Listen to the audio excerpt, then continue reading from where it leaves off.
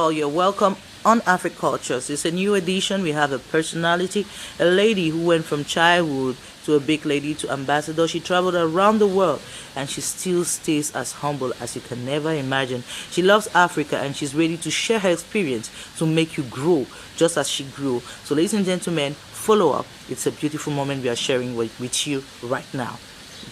Greetings, everyone. Bonjour à tout le monde. Je m'appelle Anne Namakau Mutelo. I am a Namibian, and I greet you from the land of the brave Namibia, a land of wide open spaces and diversity. I started my journey in a small village where I was born in the Zambezi region of Namibia. I went to school in Zambia. Both my primary and secondary school were in Zambia.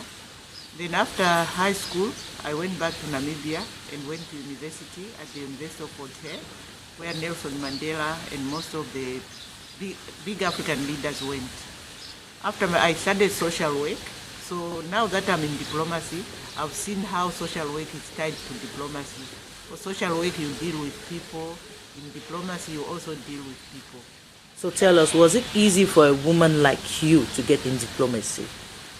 It was easy because Namibia had just got independence, so they were just asking people to apply to this new Minister of Foreign Affairs, because before independence we didn't have a Minister of Foreign Affairs. As you know, Namibia was like a fifth province of South Africa, so everything was done in South Africa. But at independence in 1990, that's when we opened our Ministry of Foreign Affairs. I joined the ministry in 1991, so I was the third group of diplomats who joined. And that's how I took up my diplomatic career in the Ministry of Foreign Affairs. So tell us, the first time you were appointed, where did you go? How was it? The first time I spent from 91 to 1995, I was just at home at headquarters. I had a small stint in London, but it was only for 3 months. And since I was not happy with the position I was given, it was a position, what we call in diplomacy, second secretary, somebody dealing with accounts. I had no idea of accounting at that time because I had started social work. So I requested to go back home, and so I went back home in November 1991. I was posted in London in August, and then after 3 months I went back home. At home, then I was given a desk, what we call desk officers. So I used to deal with United Nations issues, and that is how I ended up going to the United Nations General Assembly, where I was covering what we call the third committee, is the Social and Humanitarian Committee. That's where you deal with all the issues of human rights, of women and children, all the social issues that are on the agenda of the United Nations were under my responsibility. So that's why I used to go and attend the General Assembly. This is a meeting which takes place every year in the United Nations, where countries go and deliberate on all the issues, be it financial issues, environmental issues, and others. So that's how I started as a UN desk officer. And then in 1995, I was posted to Botswana. That was my first posting. And I was dealing with SADC. SADC is Southern African Development Community. This is the regional organization for Southern Africa. So I worked in Botswana, but I only stayed there for 3 years, from 1995 to 1999. And then I had a cross transfer to South Africa, where I worked as the first secretary for political affairs. In South Africa, I stayed for 2 years, and then I came back home to Namibia on the desk again. This time I was dealing with still the United Nations desk and also the Commonwealth. As you know, the Commonwealth is a member of former British colonies. So I was also a Commonwealth desk officer then at home. Finally, I had my posting. I was sent later on to Ethiopia as the first secretary, and this was in 2005. I stayed in Ethiopia for 2 years only. Then I got a promotion as deputy director. I went back to the Ministry of Foreign Affairs, and then I was in charge of European countries in the bilateral affairs department. I stayed in the ministry up to 2010. I was then posted to New York, where I was the first secretary also. This time I was dealing with what we call the second committee. This is a committee dealing with economic matters at the United Nations. That is where I worked. And while I was in New York, I got a promotion in 2012 That is when I was appointed first as the ambassador, and I had to go back to Ethiopia. So I was very happy because I really liked Ethiopia. I went back as ambassador, and I served there for 3 years, from 2012 to 2015. I was again transferred to Malaysia as High Commissioner, also serving the other countries, Indonesia, Philippines, Thailand, Timor-Leste, the Pacific Islands Forum, Fiji, and Papua New Guinea. So that is my diplomatic career in a nutshell. I worked in Malaysia for 4 years, after which I reached my retirement age and completed my tour of duty in November 2020. So and since then, I'm back home. So tell us, what was actually the difficulties that you faced transferring from one area to another? Because we know that being a woman at that time and being implied in politics, in movement, it wasn't an easy task. How did you do it? What were the obstacles and how did you tackle them? Actually, as you know, also as a married woman, it was very difficult to leave my husband at home. But what I want to say about my husband is that he was very encouraging, very supportive, and as a result, he allowed me to be able to go and pursue my career. So for that, I always thank my dear husband. As a result of my postings around the world, he could not follow me at first because he also had his own career. But in 2014, he took early retirement so that he could join me on my journey as ambassador of Namibia to Ethiopia. So since 2014, I've been with my husband all the time.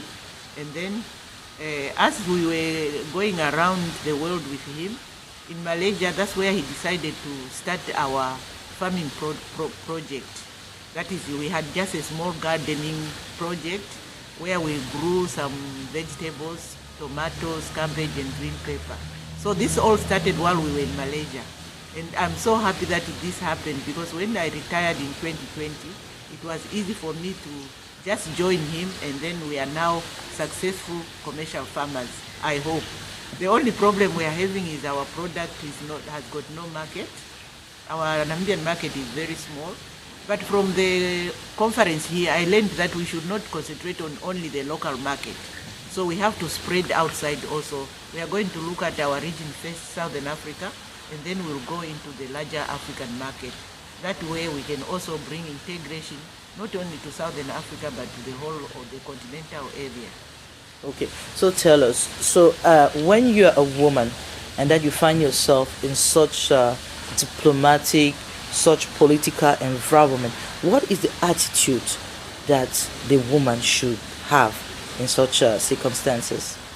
That is true, Tessa. You know, especially African women, we are undermined. So whenever we are given positions, we have to exert ourselves to prove ourselves that we can do it. Fortunately for me, I enjoyed my work, and I worked very well with the president who appointed me, and the subsequent president who promoted me or transferred me to Malaysia. I realized that they saw something good in me. Because at first I did not want to go to Malaysia. When you are posted in Ethiopia, that is the greatest African capital diplomatic city. It's the New York for Africa. It's the New York of Africa for an African diplomat. So I was very happy to be posted to Ethiopia and to be ambassador there. And there was a lot of work. It was not only bilateral, but we also worked with multilateral matters of the African Union and the United Nations Economic Commission for Africa. So it's a very important posting.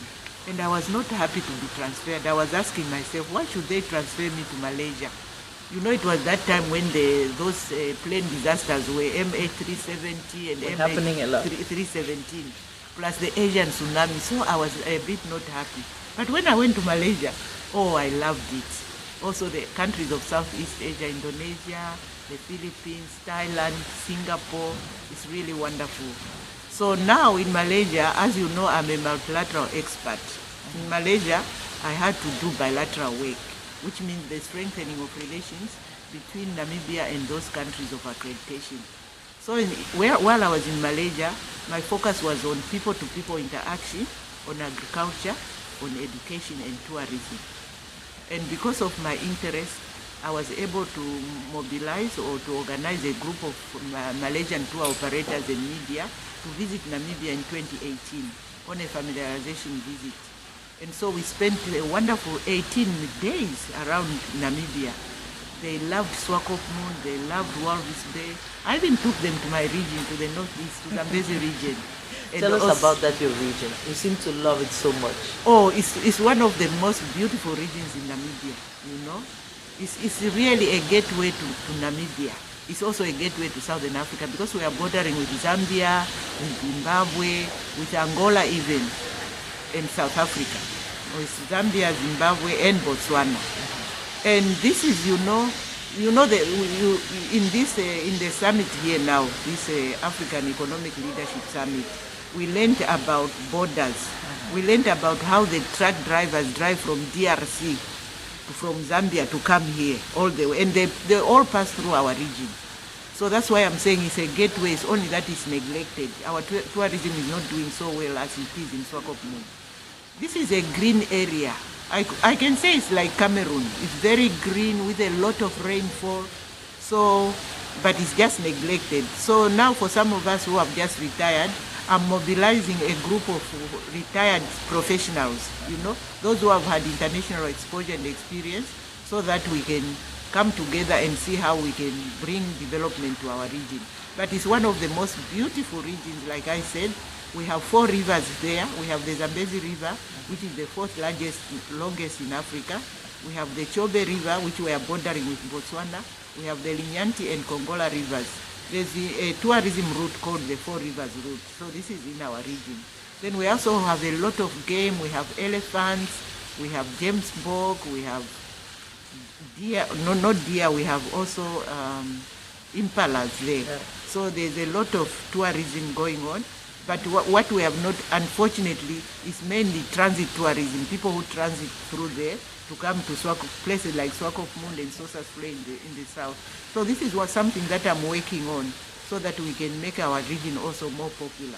Because we also refer it to as the mighty Zambezi region, just like mighty Erongo region. Okay, so tell us, today the youths are watching you.